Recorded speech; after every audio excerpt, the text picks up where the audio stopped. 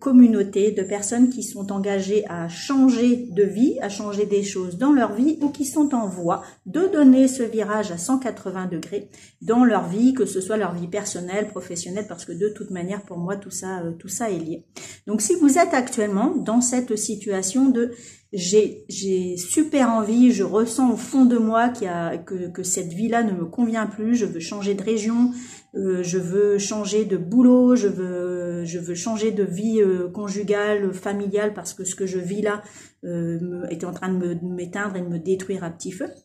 Si vous en êtes dans cette envie profonde, et en même temps il y a j'arrive pas à basculer, j'arrive pas à passer j'y vais, je le fais, j'écoute mon besoin, j'écoute mon envie et je me lance.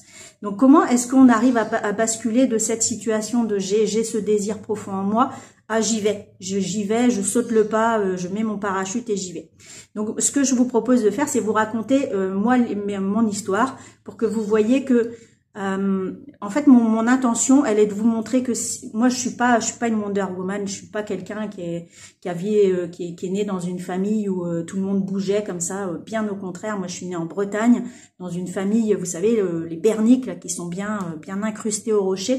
Et moi, j'ai dans cette famille-là, depuis toujours, je pense que depuis que je suis toute petite, j'ai cette envie profonde de découvrir, d'aller ailleurs, de découvrir l'étranger, d'apprendre à parler d'autres langues. Et je pense que c'est quelque chose qui me suit comme ça depuis que je suis toute petite.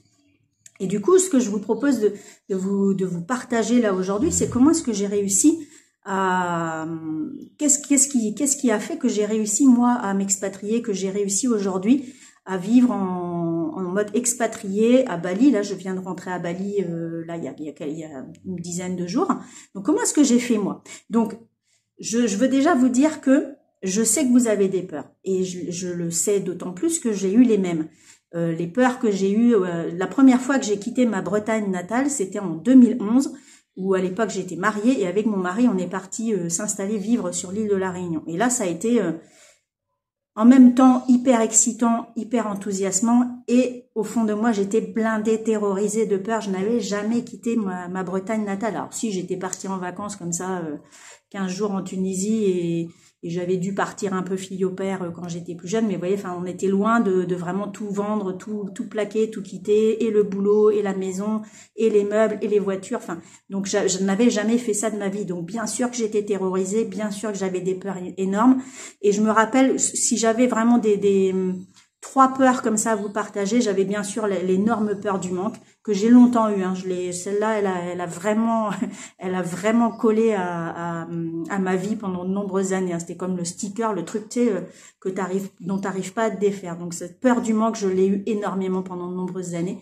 L'autre peur que j'ai eu aussi à surmonter, ça a été la peur de sortir du moule, de sortir du cadre.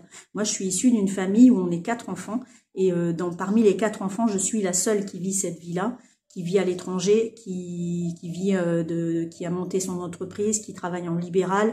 Je suis la seule qui est passé ce cap-là. Et donc, je sais que c'est difficile aussi d'assumer cette différence au sein d'une famille comme ça.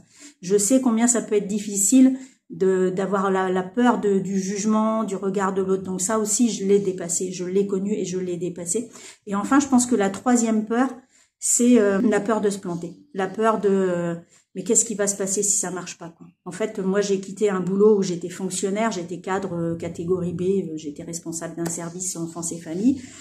En fait, j'étais plutôt dans le mode ma vie professionnelle est assurée jusqu'à ma fin de carrière si j'en ai envie, hein. J'aurais monté les échelons comme ça. J'étais arrivée, je crois, au 6e ou au 7e quand je suis partie en 2011. Et bien sûr que la peur de se planter, elle était là, la peur de me tromper. La peur de ne plus jamais retrouver un job comme celui-là, je l'ai connu. Alors, en toute honnêteté, je n'ai pas retrouvé de job de fonctionnaire sur l'île de la Réunion, soyons très clairs. C'est pas grave, l'univers, il m'a apporté d'autres choses. Il m'a permis de me lancer dans le management d'équipe, dans la direction de structure, et ça a été hyper enrichissant pour moi. Donc, ces peurs-là, je sais, je les ai connues, je sais qu'on peut les dépasser.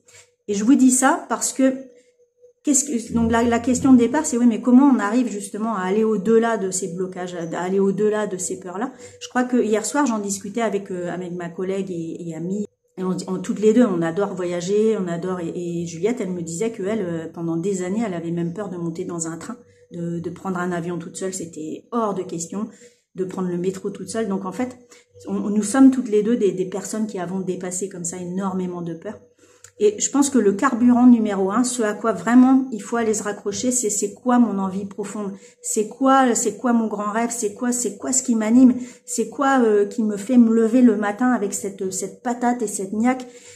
Par exemple, là aujourd'hui, on était en train de préparer, on va avoir 15 jours de off dans nos emplois du temps, et on était en train de se dire tiens, où est-ce qu'on pourrait aller, parce qu'elle est actuellement à Bali aussi, ma collègue avec qui j'organise des séminaires d'ailleurs. Bien-être, développement, thérapie, spiritualité. Si vous avez envie de voir le contenu de ces programmes-là, je pense que vous pouvez aller dans la bio, il doit y avoir le programme du dernier. Bon, parenthèse refermée, excusez-moi. Et donc, aujourd'hui, je voyais à quel point, rien que l'idée d'aller... en fait, moi, mon carburant, c'est découvrir, apprendre, découvrir des nouveaux paysages, découvrir une nouvelle culture, échanger avec des gens et comprendre comment ils fonctionnent, comprendre comment ils ont été éduqués et les répercussions que ça peut avoir sur leur vie. C'est ça, moi, qui me passionne. C'est ça qui m'anime. C'est ça qui me donne l'énergie. C'est ça qui me donne la banane. C'est ça qui me donne la pêche. Donc, c'est à ça qu'il faut aller connecter. C'est quoi ton truc qui vraiment t'allume, qui te déclenche, qui te fait te lever le matin. Ça va être ton carburant. Et c'est ça qui va t'aider à aller dépasser justement ces peurs-là. Et puis, après, moi, il y a aussi mes valeurs. Il y a notamment une de mes valeurs hautes chez moi, c'est la liberté. Et pour moi, le fait de pouvoir voyager comme ça partout dans le monde, de pouvoir faire mon travail que j'aime et de le faire à distance, de le faire aussi en proposant à des personnes de venir découvrir ce que moi je découvre, c'est hyper important pour moi. Donc ces valeurs-là de liberté et de partage, j'adore apprendre et je suis un bon manifesteur générateur pour ceux qui ont fait du Human Design.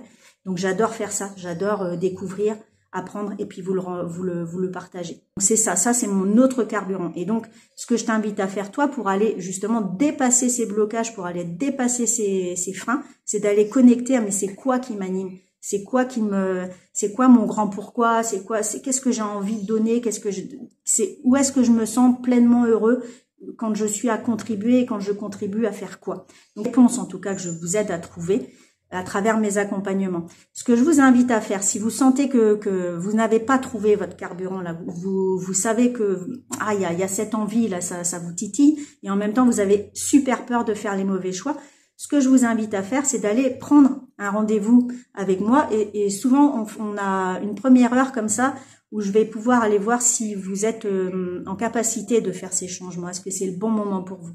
Est-ce que vous avez les ressources qui sont suffisantes? Toutes ces questions-là, c'est hyper important d'aller se les poser avant de faire le grand pas. Si au fond de toi, là, en ce moment, ça t'anime, tu sens que c'est hyper important pour toi de prendre ce virage-là, fais-toi accompagner. Fais-toi accompagner, pourquoi? Parce que tu vas déjà apprendre à gagner en clarté sur le qui tu es. Le qui tu es, ce que t'es censé venir faire là, c'est quoi le sens de ma vie, ma mission de vie, même si j'aime pas le terme mission, mais en tout cas c'est ça. Après c'est est-ce que j'ai les ressources suffisantes, est-ce que j'ai les ressources nécessaires, et puis si ça n'est pas le cas, qu'est-ce qui me manque, et puis comment est-ce que je peux aller les trouver, les apprendre, me les procurer.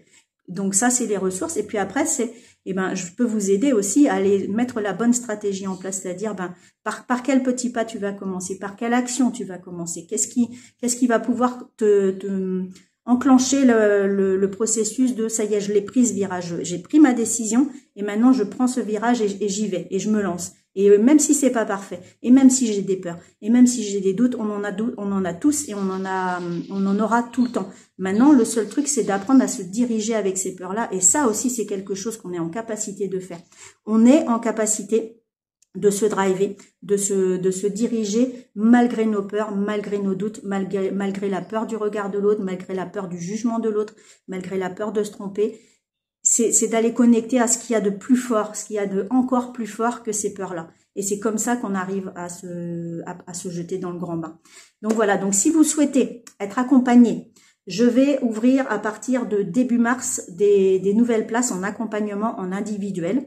Donc n'hésitez pas à me contacter. Et puis Et puis je vous dis, de toute manière, ayez vraiment conscience que vous pouvez apprivoiser vos peurs. Vous pouvez apprivoiser vos peurs et vous pouvez mettre en place la vie qui vous correspond. Je vous souhaite une très très belle journée et puis je vous dis à très très bientôt pour une nouvelle leçon de vie qui sera la leçon de vie numéro 11. À bientôt les amis, bye bye.